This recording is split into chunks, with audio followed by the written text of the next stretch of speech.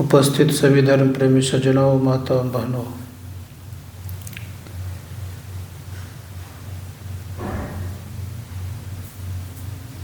मनुष्य के अंदर में दो तरह का मन रहता है।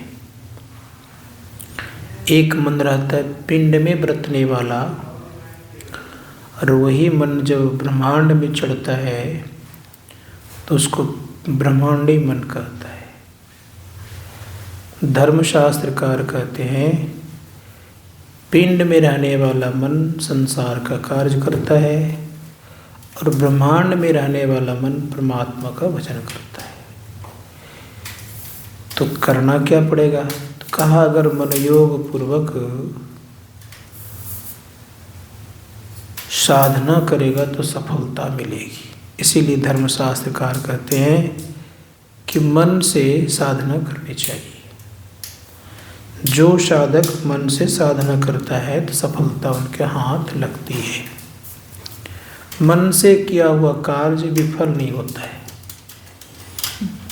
इसीलिए संत महात्मा ने कहा कि मन से कार्य करना चाहिए। मन से कार्य करेंगे तो क्या होगा? का निश्चल भक्ति कर।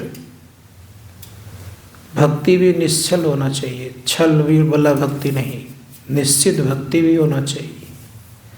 ऐसा ही भक्ति भी नहीं हो कि जिस भक्ति में बदलाव होता रहे।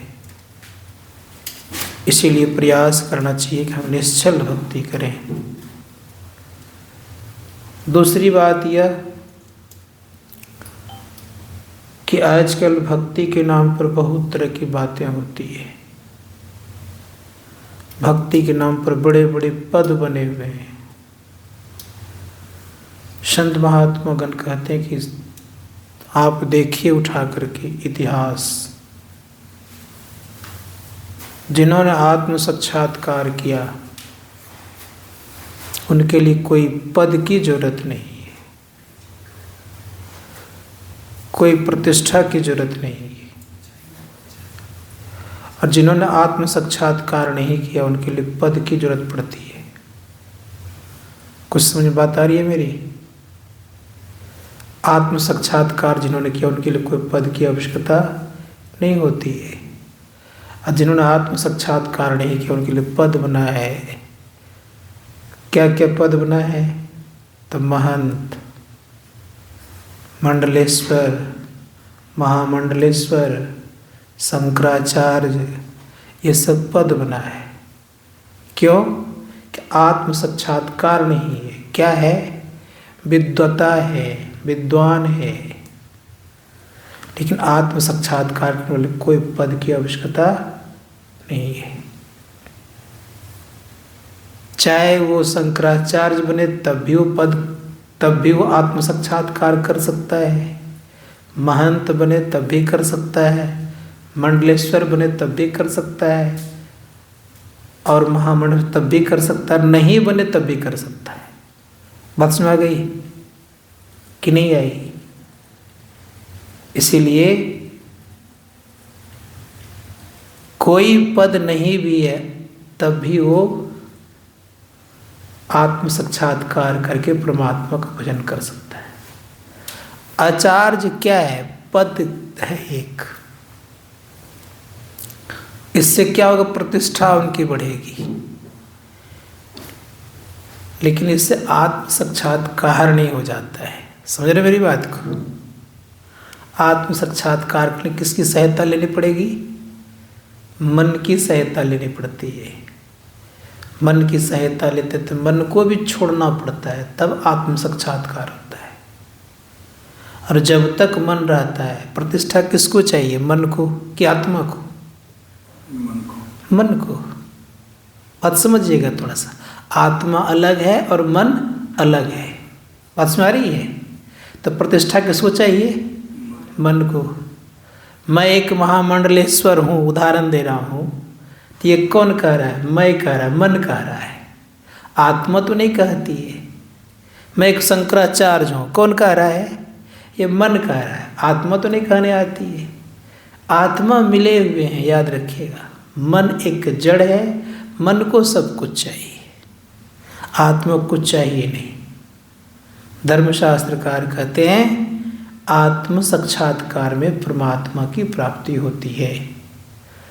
और आत्म साक्षात्कार नहीं है तो लोग क्या करते जानते हैं? भिन्न भिन्न तरह के आंदोलन करते हैं।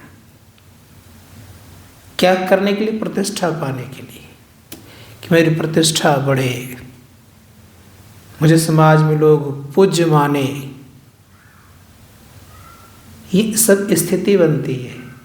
लेकिन आत्म साक्षात्कार में कुछ भी, गुरु महाराज ने कहा है कि एक हल चलाने वाला भी भगवान का भजन कर सकता है।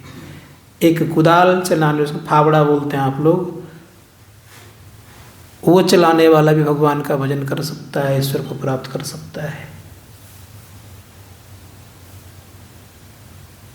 यहाँ तक कहा गया जो पढ़े लिखे है वो भी कर सकता है, जो नहीं पढ़े लिखे वो भी कर सकता है। तो आत्म साक्षात करने के लिए कोई भी कुछ कर सकता है। अब रह गई बात यह, किसी को कुछ शिक्षा देनी है तो उसके लिए पढ़ना है, लिखना है, आचार्य पद प्राप्त करना है, शिक्षा देने के लिए। लेकिन स्वयं को प्राप्त करने की कोई शिक्षा की आवश्यकता नहीं है। बात समझ आ रही है मेरी? संत महात्मा गण कहते हैं स्वयं को जानने के लिए कोई चीज़ की आवश्यकता नहीं है। नानक देव जी महाराज बहुत पढ़े लिखे नहीं थे, लेकिन पूरे विश्व को हिला दिए। कबीर साहब पढ़े लिखे नहीं थे, अंगूठा छाप थे। आज पूरे विश्व के लोग इनके नाम पर लोग PhD और डिलीट करते हैं। क्या है? एक पंक्ति के लोग अर्थ अभी भी नहीं कर पाते ठीक से। तो कहने का अभिप्राय ये था कि आत्म साक्षात्कार करने के लिए भौतिक विद्या की आवश्यकता नहीं है। दूसरों को ज्ञान देने के लिए भौतिक विद्या की आवश्यकता पड़ती है, क्योंकि भौतिकता रहेगी उनके पास तो समझा सकते हैं आप। फिर भी जिन्होंने आत्म साक्षात्कार किया है वे भी दूसरों को समझाने में सक्षम है। आज सिख पंथ किन के नाम पे बना? पढ़े लिखे थे क्या? बहुत ज़्यादा, 2-4 क्लास भी नहीं पढ़े होंगे। रामकृष्ण परमहंस पढ़े लिखे थे क्या? पढ़े लिखे ज़्यादा नहीं थे, कुछ जानते ही नहीं थे। बस इतने जान लीजिए, माँ काली को भोग लगाते थे, भाव से कहते थे माँ भोजन कर लो, तुम नहीं खाओगे तो मैं नहीं खाऊंगा। ऐसे करते करते करते करते थाली में भोजन पड़े रहता था, भोजन पड़ा ही रहता था। प्रतिज्ञा क्या थी उनकी? तुम नहीं खाओगे तो मैं नहीं खाऊंगा। ये स्थिति थी। इसीलिए धर्मशास्त्रकार कहते, परिणाम क्या हुआ? साक्षात दर्शन दी, अपने उनके हाथ से खाई भोजन। किसने? माँ काली ने। अब देखिए क्या स्थिति है, अपने भी खा रहे, माँ काली को भी खिला रहे हैं। किस कारण से? ये भाव था भीतर का।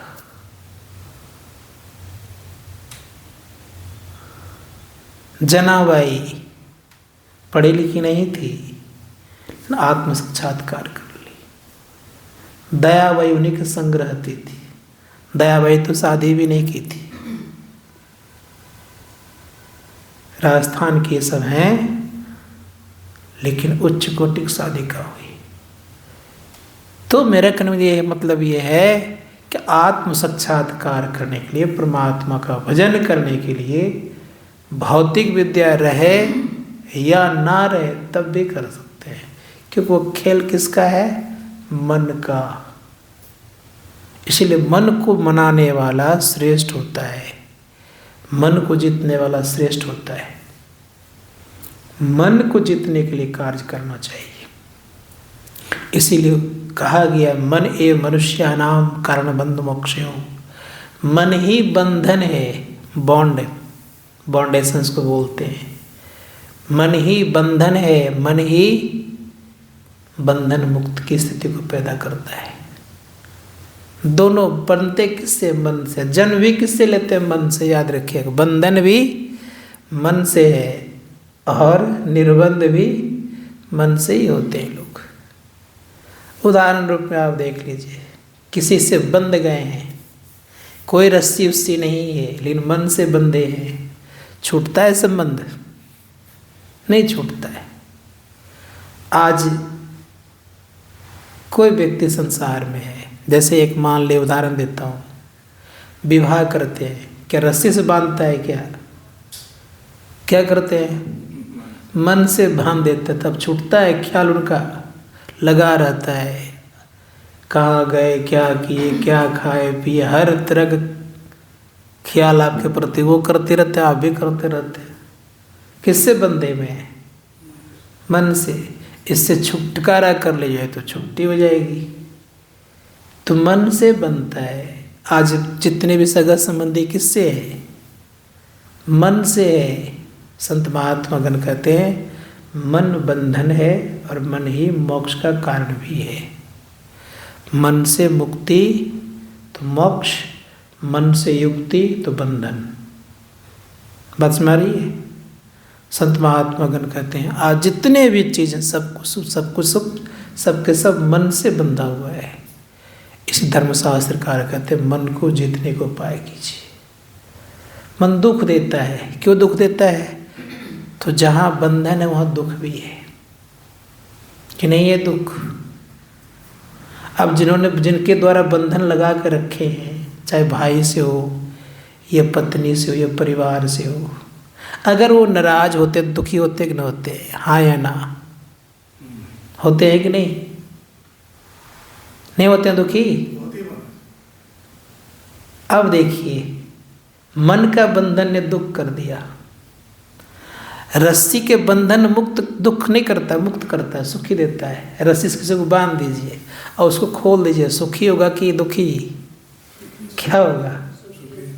रस्सी का बंधन अच्छा है लेकिन मन का बंधन अच्छा नहीं है। संत महात्मा गण कहते हैं मन के बंधन बहुत दुख देता है, और रस्सी का बंधन तो खुलेगा तो आपको आनंद आएगा, अरे मैं रस्सी से मुक्त हो गया, बंधन से मुक्त हो गया। तो अंतर है। संत महात्मा गण ने कहा इसीलिए भजन करने में बाधक मन भी है और भजन करने में सहयोग करने वाला मन ही है। दोनों स्थिति में मन अच्छा है तो आपको भजन करने में सहयोग मिलेगा, मन खराब है तो भजन करने में आपका बाधक बनेगा। इसीलिए मन पर नियंत्रण करिए। मन अच्छा जिनका रहेगा वो पूज्य हो जाएंगे। मन अच्छा नहीं रहेगा, महात्मा के वेश में भी रहेंगे ना, तो लोग गाली देंगे। ये मन बंधन छुटकारा कैसा होता है? जैसे रावण महात्मा के वेश में ही था ना। कालनेमी का नाम सुने होंगे, महात्मा के वेश में ही था ना, था कि नहीं? क्या क्या कर रहे? पूजा कर रहे दोनों का? नहीं कर रहे हैं ना। तो किसी वेश में रहिएगा, मन अगर खराब है तो आप गाली भी सुन सकते हैं, मार भी खा सकते हैं। मन अच्छा है तो किसी वेश में रहिए। उदाहरण देता हूँ, जिनके मन अच्छे हैं आप देख लीजिए, बड़े बड़े एक हो गए आपके कृष्णमूर्ति का नाम सुने होंगे आप लोगों ने, सुने हैं ना? हाँ हाँ हाँ हाँ हाँ, बड़े अच्छे महात्मा हुए, कोट पैंट में रहे, विदेशों में बहुत प्रचार है। सब दिन कोट पैंट पहन के रहे लेकिन विदेशों में बहुत प्रचार है। आत्म साक्षात्कार में उन्होंने लिखा है, उन्होंने कहा है कि मैं अपने आप को जाना है, लिखा है उन्होंने अपने पुस्तक में। और जब मैं जान लिया है तो मेरे में किसी प्रकार का कोई अब दुख नहीं है, मैं सुखी हो गया हूँ। उन्होंने कहा है मैं हैप्पीनेस, आई एम हैप्पी, मैं खुश हूँ। आई एम प्लीजर, मैं आनंद हूँ, कहने लग गया। तो अभी नहीं कह सकते कि मैं खुशी हूँ और मैं आनंद हूँ। क्यों नहीं आनंद है? मन जीता गया नहीं है। इसीलिए संत महात्मागण कहते मन को जीतने का। देख लीजिए, कुवेश में भी, वेश नहीं, कुवेश में भी अगर आपका मन जीता गया तो आप पूज्य हैं। जामबंद को ले, जामबंद है ना, जामबंद कुवेश है लेकिन उसको आदर देते हैं लोग। हनुमान का कोई वेश है लेकिन पूजते हैं लोग, पूजते हैं ना। सुग्रीव है, कोई वेश है, बंदर वाला वेश ना, आदर देते हैं लोग। लेकिन काल नेमी और रावण को आदर देते हैं, साधु के वेश था नहीं देते आदर ना। इसीलिए जिनका मन जीता जाता है वो श्रेष्ठ है। धर्मशास्त्रकार कहते हैं तो मन जीतने वाला काम करना चाहिए। क्या करना चाहिए? इसके लिए प्रत्येक दिन बैठना चाहिए, अपने आप पर रियलाइज करना चाहिए और ये देखना चाहिए कि मैं क्या करता हूँ। प्रत्येक दिन कोशिश कीजिए कि एनालिसिस करिए, रोज करिए कि मैंने क्या क्या जीवन में किया, कहाँ कहाँ तक मैंने क्या पाया, ये देखिए। और मन जीत लेंगे ना, कहीं भी आप रह लेंगे। जब हनुमान जी जब बहुत कुछ प्राप्त कर लिया फिर भी आत्म साक्षात्कार नहीं किया था, तो कहा हनुमान जी को कि ध्यान करो बैठ करके। उनको भी 2 क्रियाएं सिखाई गई, दृष्टि योग और नादानुसंधानी क्रिया उन्होंने भी की। दूसरी बात यह कि जब मन जीता जाता है ना, तो कहीं रहेंगे तो आपके पास लोग पहुंच जाएंगे। कहानी सुनाता हूँ आप लोगों को। सिख धर्म में 8वें गुरु का जब शरीर का परित्याग हो गया, समझिएगा थोड़ा सा सब कोई, 21 व्यक्ति बने कि मैं गुरु, मैं गुरु, मैं गुरु। सबको छोटे छोटे गद्दी लगा करके लड़ाई करने लगे कि मैं ही गुरु हूँ, मैं ही गुरु हूँ। परिणाम ये हुआ कि एक महात्मा थे तेग बहादुर, वे गुरु गोविंद सिंह के पिताजी थे। गुफा में बैठ के ध्यान करते थे, लेकिन वो कुछ बोलते नहीं थे, चुपचाप ध्यान करते रहते थे। एक सरदार जी का बिजनेस विदेश में था, उस समय पानी वाला जहाज से आना जाना करते थे बेचारे, सामान लेकर के भारत आ रहे थे। संजोग ये हुआ कि एकाएक समुद्र में तूफान आया, और जब तूफान आया तो नाव डगमगाने लग गई। एक चट्टान से टकराया और डूबने डूबने कगार पे हो गई नाव, फंस भी गई। अब वे बेचारे प्रार्थना करने लगे कि हे गुरु महाराज मुझे ऊपर करिए। तो कोई गुरु तो थे नहीं उस समय, 21 व्यक्ति बने हुए थे, लेकिन नाव बाल बाल बच गई। लेकिन प्रार्थना की थी कि अगर नाव बच जाएगी तो मैं 500 असरफियाँ चढ़ाऊँगा। नाव बच गई, घर आए, पता चला गुरु महाराज ने शरीर का परित्याग कर दिया है। पूछा कि अभी कौन गुरु है, तो कहा कि जाके पता करो। पता किए थे 21 गद्दी लगी हुई थी, 21 सीट। अब स्थिति ये है कि 5500 असरफी देगा तो कितना हो जाएगा? 21,500 हो जाएगा, ज़्यादा भी हो सकता है शायद। 5500 दे कितना होगा? 25, 1 लाख, 1,05,000। हाँ 1,05,000, ठीक है, तो बोल रहे 1,05,000। तो 1,05,000 अब सोचिए, सब धन खत्म हो जाएगा। तो बड़े चालाकी किया उसने, कहा कि सब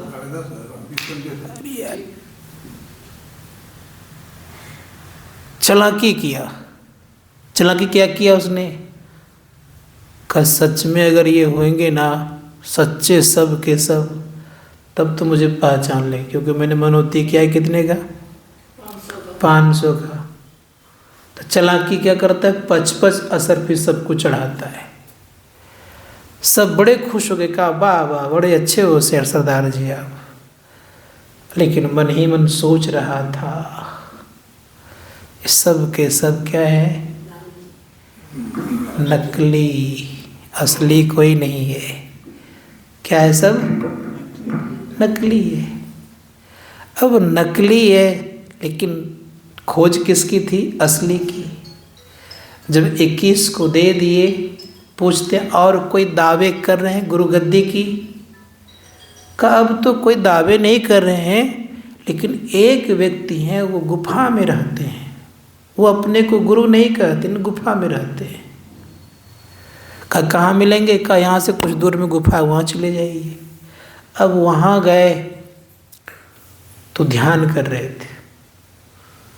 तो ध्यान जब कर रहे तो देखते क्या है,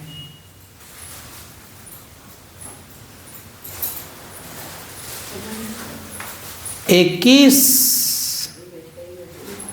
व्यक्तियों को देकर के जो ही आए तो बारी कितनी का आ गई, 1 की। तो उसकी भी ट्रायल था, तो उसकी भी परीक्षा ले ली। क्या क्या उसने 5 असरफी उसको भी चढ़ाया, और जैसे ही चढ़ाया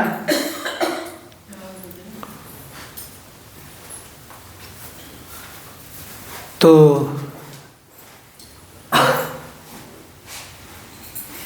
कहता है तेग बहादुर जी महाराज,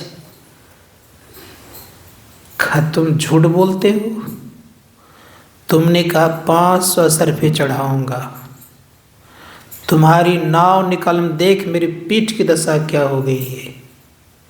पीठ में कील गड़ा है, बहुत सारे खरोच आ गया है, और अब तुम मुझसे झूठ बोल रहे हो। अब वो कहता है कि मैंने सच्चे गुरु को पा लिया। कहा अगर तुम हल्ला करेगा तो तेरा मुंह काला हो जाएगा। कहा काला हो जाए तो हो जाए, लेकिन अब आपको छिपने नहीं दूंगा। चला गया वो घर, उसका बहुत बड़ा महल था। उस महल पर चढ़ करके सबसे ऊंचे एक ढोल लिया और कहा मैंने सच्चे गुरु को पा लिया, सच्चे गुरु को पा लिया। एक ऐसो गुरु नकली, एक गुरु सच्चा, और वही तेग बहादुर जी महाराज हुए। तो दुनिया आज भी असली की खोज में है, लेकिन असली जल्दी परख में आता नहीं है। तो लोग क्या करेगा, नकली की तरफ भागता है। हीरे को सब कोई नहीं पहचान सकता, कि पहचान लेगा सब कोई, कोई हीरा को पहचानता है। इसीलिए मैं बराबर कहता हूँ कि विद्वान होना अलग बात है और संत होना अलग बात है। विद्वान बहुत बढ़िया से लोगों को अपने तरफ खींच सकता है विद्वता के बल पर, लेकिन आत्म साक्षात्कार कराने में उनकी स्थिति ठीक नहीं हो सकती, सक्षम नहीं है वो। इसीलिए ध्यान करना चाहिए, ध्यान करके अपने आप को जानने का प्रयास करना चाहिए। और ध्यान किसके लिए किया जाता है, दूसरों के लिए नहीं, अपने लिए। अपने को नहीं जानेंगे तो फिर दूसरों कैसे आप सेवा कर सकते। इसीलिए संत महात्मागण कहते हैं कि अगर कोई ध्यान से भागता है दूर, केवल वो अगर वक्तव्य पर रहता है, केवल वो प्रवचन करता है या दूसरों को रिझाने के चक्र में रहता है, तो धर्मशास्त्रकार कहते हैं वो अपने आप को धोखा दे रहा है। इसलिए कोशिश कीजिए कि सब के सब ध्यान करने के लिए प्रयास करें। ध्यान से असली ज्ञान होता है, और ज्ञान से एक न एक दिन मोक्ष की प्राप्ति होती है। कौन ज्ञान से, आत्मज्ञान से। इस शास्त्र के ज्ञान से मोक्ष प्राप्त नहीं होता है, इसको नोट करिएगा। आत्मज्ञान से मोक्ष प्राप्त होता है। आत्मज्ञान पर चलने के लिए शास्त्र एक प्रकार का सहायक है, सर्वस्व नहीं है।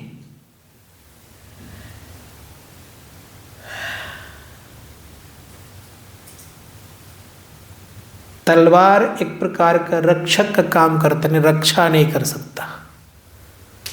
बात समझ में आ रही है ये मेरी कुछ की नहीं? बंदूक एक रक्षक का काम है, नहीं रक्षा नहीं कर सकता। अगर बंदूक किसी को थमा दीजिए, चलाने ही नहीं आएगा तो क्या काम आएगा वो? तो रक्षा कौन करेगा? जिनको चलाने आता है। ठीक उसी प्रकार शास्त्र एक रक्षक है, लेकिन मोक्ष दाता नहीं है।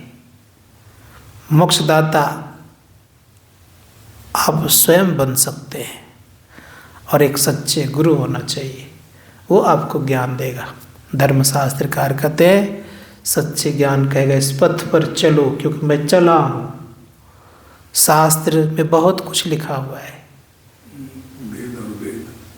लेकिन सभी बात शास्त्र का मान नहीं हो जाता है, सो बात नहीं है। इसलिए धर्मशास्त्रकार ने कहा कि मन को संभालने वाला कार्य करना चाहिए, और वो कार्य है कि अपने को पिंड से ब्रह्मांड की तरफ ले चलिए। ब्रह्मांड में जाने की युक्ति जान करके करना चाहिए। जो युक्ति जान के करेगा वो यह लोक और परलोक दोनों प्राप्त करेगा।